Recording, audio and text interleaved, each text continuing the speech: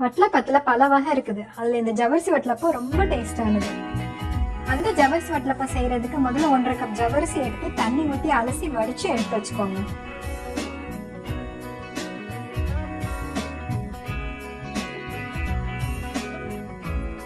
இப்போ அதுல 3 கப் தேங்காய் பால் தண்ணி பால் ஊற்றி ஊற வைங்க. ஊற வைக்கிறது வெளியில வைக்காம ஃப்ரிட்ஜில் வச்சிருங்க. வெளியில வச்சா புளிச்சிடும்.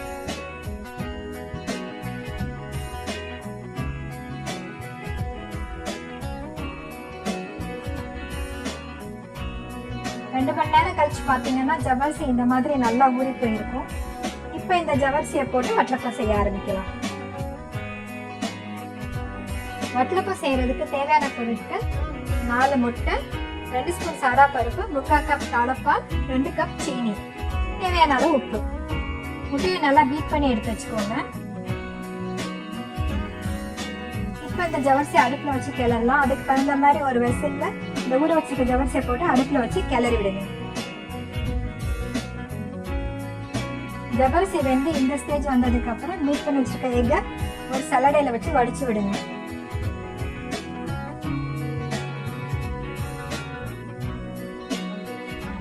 இப்ப எடுத்து வச்சிருக்க தேங்காய் பால் தலப்பாலே அதில் சேர்த்து நல்லா கிளறி விடுங்க.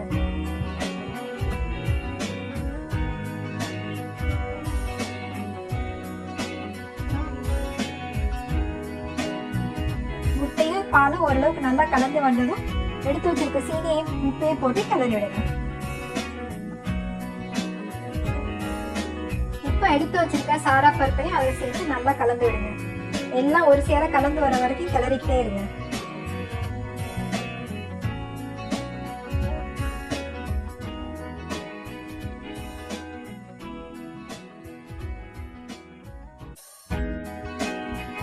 இப்போ அந்த முட்டையோட ஸ்மெல் தெரியாம இருக்கிறதுக்காக 4 ஸ்பூன் நெய் நல்லா தாராளமா விட்டு கிளறி விடுங்க.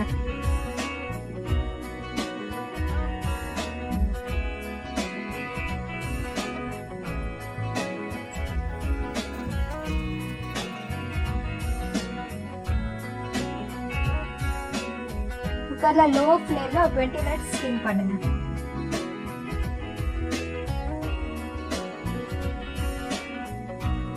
டுவெண்ட்டி மினிட்ஸ் வேக வச்சு நீங்க எடுத்து பாத்தீங்கன்னா வட்டலப்பம் இந்த மாதிரி நல்லா வெந்திருக்கும். ஒரு கத்தியில டெஸ்ட் பண்ணி பாருங்க வட்டலப்பம் வெந்துருச்சான்னு. அவ்வளவுதாங்க, டேஸ்டான ஜவ்வரிசி வட்டலப்பம் ரெடி ஆயிடுச்சு. செஞ்சு சாப்பிட்டு பார்த்து நல்லா இருந்துச்சுன்னா எனக்கு கமெண்ட் பண்ணுங்க.